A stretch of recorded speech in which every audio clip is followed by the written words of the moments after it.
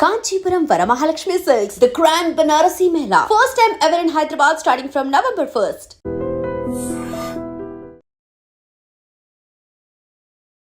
నమస్తే, welcome to I dream talking point with కవిత.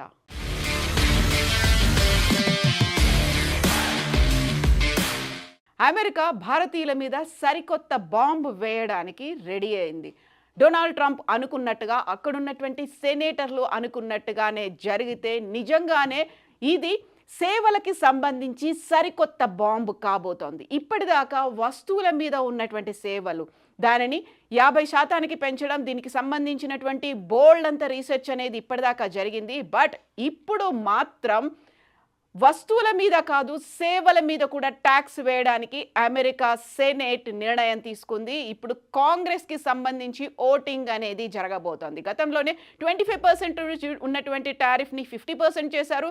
దీంతో పాటుగా H1B వీసాలకి సంబంధించి $15,000 ఉన్నటువంటి ఫీజుని $1,00,000 కూడా చేసిన తర్వాత అమెరికాకి సంబంధించి halting international relocation of employment HIRE అనేటువంటి ఈ యాక్ట్ అనేది, ఈ యాక్ట్ని బేస్ చేసుకుని ఒకవేళ అమెరికా కంపెనీలు కావచ్చు, లేకుంటే అమెరికాలో ఉన్నటువంటి అమెరికన్స్ ఎవరైనా విదేశాలకి సంబంధించి అక్కడి నుంచి ఎంప్లాయ్మెంట్ కనుక కుదుర్చుకుంటే, అంటే భారతదేశానికో లేకుంటే ఇతర దేశాలకు సంబంధించినటువంటి ఎంప్లాయీస్ని కనుక తీసుకుంటే వారికి చెల్లించేటువంటి మొత్తంలో 25% పన్ను రూపంలో కట్టాల్సినటువంటి పరిస్థితులు ఉంటాయి. అంటే ఒకవేళ శాలరీ కనుక ఇస్తే అందులో 25% ప్రభుత్వానికే ట్యాక్స్ రూపంలో కట్టేలా ఈ హైర్ యాక్ట్ని, halting international relocation of employment act అనేది తీసుకొచ్చారు. ఈ నేపథ్యంలో ఇప్పటిదాకా ఒకవేళ ఏదైనా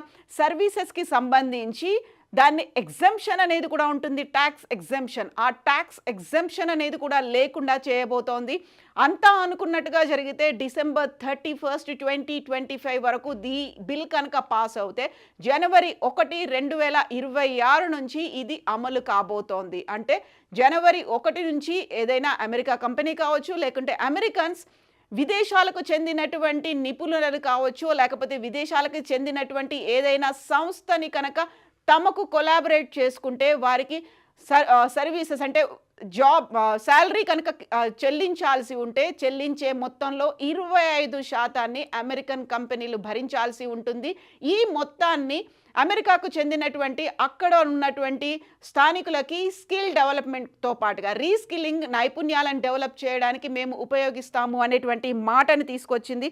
అమెరికాలో ఉన్నటువంటి కళాశాలల గ్రాడ్యుయేట్లను కెరీర్ ప్రారంభించడానికి ఇబ్బంది పడుతున్నారు, వారికి సంబంధించి మేము దీన్ని హెల్ప్ చేయబోతున్నాము అనేటువంటి మాటని ఈ హైర్ యాక్ట్ అనేది చెప్పబోతోంది. సో ఇప్పటిదాకా ఉన్నటువంటి ఖర్చులకు పన్ను మినహాయింపులను ఈ హైర్ యాక్ట్ అనేది నిరోధించబోతోంది. దీంతో డొమెస్టిక్ వర్క్ ఫోర్స్ ఫండ్గా ఏదైతే 25% అమౌంట్ని ట్యాక్స్ రూపంలో కలెక్ట్ చేస్తున్నారో డొమెస్టిక్ వర్క్ ఫోర్స్ ఫండ్గా దాన్ని మారుస్తారు. అక్కడ ఉన్నటువంటి అమెరికన్లకు సంబంధించి వర్క్ ఫోర్స్ని బలోపేతం చేయడంతో పాటుగా అప్రెంటిస్షిప్ కోసం కూడా దీన్ని ఉపయోగిస్తారు. దానికి కావలసినటువంటి ప్రోగ్రాంలను డెవలప్ చేయడానికి, ఆర్థిక సహాయం కోసం దీన్ని ఉపయోగిస్తున్నట్టుగా అనౌన్స్ చేశారు.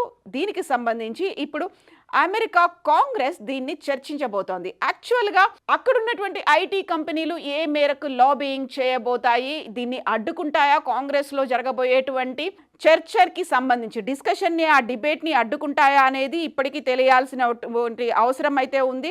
సెనేటర్ బెర్నీ మొరినో ఈ బిల్లునైతే ప్రవేశపెట్టారు. 20% ఎక్సైజ్ పన్నుని ఇది ప్రతిపాదించబోతోంది. సంబంధిత పన్నుని ఇప్పటిదాకా ఉన్నటువంటి దాన్ని నిరాకరిస్తుంది. రీస్కిల్లింగ్ డొమెస్టిక్ ఫండ్ కోసం అయితే దీన్ని ఉపయోగిస్తున్నారు. సో ఇప్పటిదాకా కేవలం గూడ్స్ అంటే మన దగ్గర నుంచి వెళ్ళేటువంటి ఎగుమతుల మీదే ఉండేటువంటి ట్యాక్స్ని సేవల మీద కూడా, ఐటీ రంగానికి సంబంధించినటువంటి సేవల మీద కూడా పెట్టడం అనేది ఇది సరికొత్త ప్రతిపాదన. ఈ హైర్ బిల్లు వల్ల అవుట్సోర్సింగ్ కింద విదేశీయులను ఉద్యోగులుగా నియమించి ఉంటే వారికి జీతాల కింద 25% కట్ చేసుకోవాలి, పన్ను కట్టాల్సినటువంటి అవసరం ఉంది. సో ఈ నేపథ్యం ఈ యాక్ట్ కనుక వస్తే భారతదేశానికి సంబంధించి ఐటీ సేవలు, బిజినెస్ ప్రాసెసింగ్, అవుట్సోర్సింగ్తో పాటుగా కన్సల్టింగ్ జీసీసీ అంటే గ్లోబల్ కేపబిలిటీ సెంటర్ మీద కూడా ప్రభావం చూపించే అవకాశాలు ఉన్నాయి.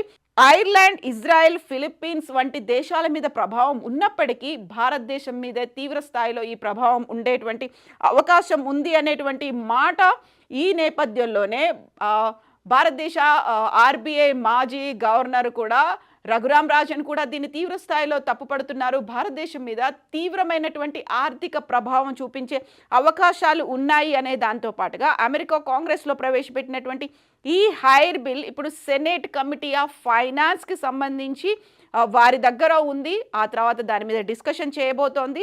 మన ఆర్థిక వ్యవస్థ మీద తీవ్రమైనటువంటి ప్రభావం ఉండే అవకాశం ఉంది అనేటువంటి మాటలు, విమర్శలు, వాదనలు కూడా వినిపిస్తున్నాయి. సో ఇప్పటికే బ్లూ కాలర్ ఉద్యోగాలు అనేవి చైనాకు వెళ్ళిపోయాయి, వైట్ కాలర్ ఉద్యోగాలు భారతదేశానికి వెళ్ళిపోతున్నాయి. కాబట్టి అక్కడున్నటువంటి స్థానిక అమెరికన్లకి, స్థానిక యువకులకి ఉద్యోగ అవకాశాలు లేకుండా పోతున్నాయి అనేటువంటి ప్రతిపాదననే ఈ హైర్ యాక్ట్ రూపంలో వచ్చింది. అందువల్లే అమెరికా భారత ఆర్థిక సంబంధాలు ఇంతలా దిగజారిపోతాయి అనేటువంటిది మాట ఏడాది క్రితం వరకు లేదు. బట్ ఇప్పుడు ఆ ఎఫెక్ట్ చాలా ఉండే అవకాశం ఉంది అంటూ కాంగ్రెస్ కూడా, మన ఇండియన్ నేషనల్ కాంగ్రెస్ పార్టీ కూడా అదే మాట చెప్తోంది. 20% ఈ పన్ను విధించాలి అనేటువంటి ప్రతిపాదన ఈ అక్టోబర్ 6నే తీసుకొచ్చారు సెనేటర్ బెర్నీ మొరినో. దీన్ని ప్రవేశపెట్టిన తర్వాత చర్చ పెద్ద స్థాయిలో జరుగుతోంది. ఇప్పటికే ఎఫెక్ట్ అనేది చాలా తీవ్రంగా ఉంది. అందులోనూ మేక్ అమెరికా గ్రేట్ అగైన్, మాగా అనేటువంటి నినాదంతో డొనాల్డ్ ట్రంప్ రెండోసారి అధ్యక్షుడిగా ఆయన పోటీలో ఉన్నప్పుడు చేసినటువంటి నినాదం, అమెరికన్లకి ఫస్ట్ అవకాశాలు అనేవి ఉండాలి, దీంతో పాటుగా అమెరికా ఫస్ట్ అనే నినాదం. మిగతా దేశాలకు చెందినటువంటి వాళ్ళు అక్కడున్నటువంటి వర్క్ ఫోర్స్ను ఆక్రమించుకున్నారు, అక్కడున్నటువంటి నేటివ్ అమెరికన్లకి ఉద్యోగాలు లేవు అనేటువంటి మాట ఉంది. కాబట్టి ఇది సరికొత్త బాంబుగా అభివర్ణిస్తున్నారు. ఎట్ ద సేమ్ టైం ఇక రఘురామ్ రాజన్ కూడా చెప్తున్నటువంటి మాటని బట్టి చూస్తే, సో H1B వీసాకి సంబంధించి ఇప్పటికే అది ఒక భారంగా పరిణమిస్తుంది అని భావిస్తున్నటువంటి తరుణంలో ఒకవేళ $15,000 నుంచి $1,00,000 ఇక్కడ నుంచి H1B వీసా మీద వెళ్ళేటువంటి ఉద్యోగుల మీద పడుతుంది, లేకపోతే అక్కడ ఎవరైతే పిలిపించుకుంటున్నారో వారి మీద భారం పడుతుంది అనుకుంటే, అంతకు మించినటువంటి భారంగా ఈ హైర్ యాక్ట్ వస్తున్నటువంటి ఈ ఆర్థిక భారం అనేది తలకు మించినట్టుగా ఉండబోతోంది అనేటువంటి మాట అయితే వినిపిస్తోంది. ఈ నేపథ్యంలోనే ఆర్బీఐ మాజీ గవర్నర్ రఘురామ్ రాజన్ చెప్పిన దాన్ని బట్టి చూస్తే, అమెరికా కాంగ్రెస్ చర్చిస్తున్న హైర్ యాక్ట్ అవుట్ సోర్సింగ్ పన్నులను వేయాలనుకుంటోంది. అది ఎలా అమలవుతుందో ఇప్పటికైతే స్పష్టత లేదు. కానీ వస్తువుల నుంచి సేవలకు, సేవల నుంచి H1B వీసాకు ఈ మార్గంలో వెళ్తున్నటువంటి అమెరికాకు వెళ్తున్న భారతీయ నిపుణుల మీద ఈ ప్రభావం తీవ్ర స్థాయిలో ఉండబోతోంది అనేటువంటి మాట. సో అమెరికా కంపెనీలకు, విదేశీ వ్యక్తులకి 20% ఎక్సైజ్ ట్యాక్స్ అనేది అక్కడున్నటువంటి అమెరికన్లకి లాభిస్తుందేమో, కానీ మన మీద మాత్రం ఎఫెక్ట్ చూపిస్తుంది. అక్కడ ఉన్నటువంటి అమెరికన్లకి రీస్కిల్లింగ్, శిక్షణ, ఉద్యోగ అభివృద్ధి కార్యక్రమాల కోసం దీన్ని ఉపయోగించబోతున్నప్పటికీ మన దగ్గర ఉన్నటువంటి సేవా రంగాలకి సంబంధించి ఎఫెక్ట్ చూపించే అవకాశం ఉంది. కాబట్టి దాని మీద లాబింగ్ అనేది తీవ్ర స్థాయిలో ఉండబోతోందా, ఏం జరగబోతోంది అనేది అయితే చర్చ ఉంది. బట్ మనం మాత్రం అదర్ మార్కెట్స్ని చూసుకోవాల్సినటువంటి పరిస్థితులు వచ్చాయి అనేది. ఎలా అయితే గూడ్స్కి సంబంధించి ఇక్కడి నుంచి ఎగుమతి అవుతున్నటువంటి వస్తువులకి సంబంధించి అదర్ మార్కెట్ని, ఇతర కంట్రీలని, ఆల్టర్నేట్ మార్కెట్స్ని వెతుక్కున్నట్టుగానే సర్వీసెస్కి సంబంధించి కూడా ఏషియన్ కంట్రీస్ లేకుంటే యూరోపియన్ కంట్రీస్ మీద ఇప్పుడు మళ్ళీ దృష్టి సారించాల్సినటువంటి అవసరం ఉంది అనే మాటతో పాటుగా భారతదేశానికి సంబంధించి అమెరికా మార్కెట్లో భారత ఐటీ ఎగుమతుల్లో 70% వాటా కలిగి ఉన్నాయి. ఇప్పటికే అమెరికా అనేది మన భారతదేశం మీద 50% టారిఫ్లను విధించింది. అదే చైనా మీద 47% మాత్రమే టారిఫ్లు ఉన్నాయి. ఒకవేళ ఇదే కనుక కంటిన్యూ అవుతాయి, దీన్ని కనుక ఆమోదిస్తే మాత్రం భారత సప్లై చైన్ మీద తీవ్రమైనటువంటి ప్రభావం ఉండే అవకాశం ఉంది అనేది రఘురామ్ రాజన్ చెప్పినటువంటి మాట. భారత్ తక్షణమే తన టారిఫ్లను తగ్గించుకునే ప్రయత్నం చేయాలి. ముఖ్యంగా ఇప్పుడు ఏదైతే సర్వీసెస్ ఉన్నాయో ఆధారిత పరిశ్రమ లేదా ఎఫెక్ట్ కలవకుండా చూడాలి అనేటువంటి మాటని. సో ఆల్రెడీ H1B వీసాలకి సంబంధించి అక్కడ ఉద్యోగాలు చేస్తున్న వాళ్ళు, లేకుంటే స్టెమ్ కోర్సులను అభ్యసిస్తున్న వాళ్ళకైతే H1B వీసా ఆటోమేటిక్గా వచ్చేటువంటి ఫెసిలిటీ ఉంది. అందులో కొన్ని సడలింపులు కూడా ఉన్నాయి. కాబట్టి ఇప్పుడు మనం ఆల్టర్నేట్ మార్కెట్స్ని వెతుక్కోవాల్సినటువంటి అవసరం ఉంది అనేటువంటి మాట. మైక్రోసాఫ్ట్ వంటి కంపెనీలు H1B వీసాల ద్వారా అమెరికాలో ఉన్నటువంటి ఉద్యోగులకి సంబంధించి భారత్లో తమ సెంటర్లను నియమించుకునే అవకాశం ఉంది.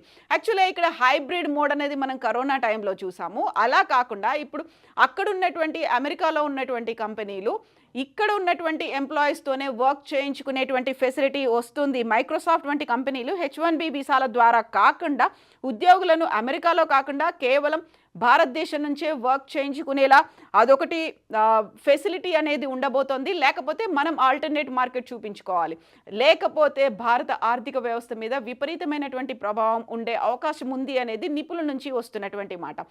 ఎందుకని డొనాల్డ్ ట్రంప్ ఇలాంటి విపరీతమైనటువంటి నిర్ణయాలు తీసుకుంటున్నారు అన్నప్పుడు అక్కడ ఉన్నటువంటి అమెరికన్లకి, నేటివ్ అమెరికన్లకి, లేకుంటే స్థానికులకి, అక్కడ ఉన్నటువంటి యువతకి ఉద్యోగ అవకాశాలు అదే మాగా నినాదం, మేక్ అమెరికా గ్రేట్ అగైన్ అనేటువంటి నినాదం, అమెరికా ఫస్ట్ అనే నినాదం జాతీయ భావం చూపించేటువంటి నినాదం. కాబట్టి దానిని మనం తప్పు పట్టాల్సిన అవసరం లేదు. మనమే అదర్ ఆల్టర్నేట్స్ వెతుక్కోవాలి అనేటువంటి వాదనలు కూడా వినిపిస్తున్నాయి. కాబట్టి అమెరికా మీద డిపెండెన్సీ లేకపోతే అమెరికా డాలర్ కలల్ని మనం తగ్గించుకుంటే మంచిది అనేటువంటి వాదనలు కూడా సోషల్ మీడియాలో వినిపిస్తున్నాయి.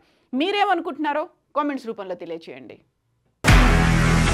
నిజంగా ప్రస్తుతం ఉన్నటువంటి సమాజం దేనికి ప్రయారిటీ ఇస్తుంది? ఆర్థిక సంబంధాల చుట్టూ మాత్రమే తిరుగుతుంది. మళ్ళీ ఎన్నికలంగానే చాలా విరక్తి కలుగుతున్నాం. మంచి అనిపిస్తుంది కదా, లేడీస్ కూడా ఛాలెంజింగ్ జాబ్స్ చేసినప్పుడు చాలా బాగుంటది. ట్రాఫిక్ అసిస్టెంట్స్ గా నియమించిన ట్రాన్స్జెండర్స్ అందరితో సాల్యూట్ చేయించుకుంటున్నారు. ఫుడ్ డెలివరీ ఇవ్వటానికి వెళ్ళినటువంటి డెలివరీ బాయ్ అనిల్ పై కళ్ళ ముందు